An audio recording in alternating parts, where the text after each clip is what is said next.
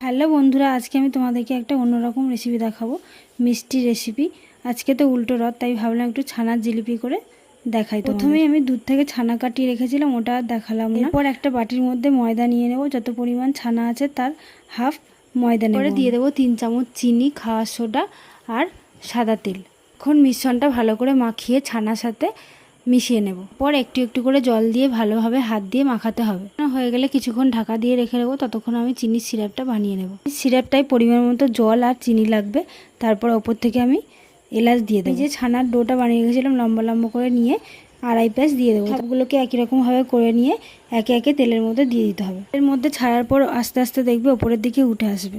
ছানার জিলিপিগুলো ভাজার সময় যেন গ্যাসটা লো টু মিডিয়াম হিটে থাকে। এরপর চিনির সিরাপের মধ্যে ডুবিয়ে রাখতে হবে, যতক্ষণ ডুবিয়ে রাখবে তত আরও ভালো হবে। রেডি হয়ে গেল আমার ছানার জিলিপি। তোমরাও বাড়িতে ট্রাই করো। টাটা বন্ধুরা, দেখা হচ্ছে নেক্সট ভিডিওতে।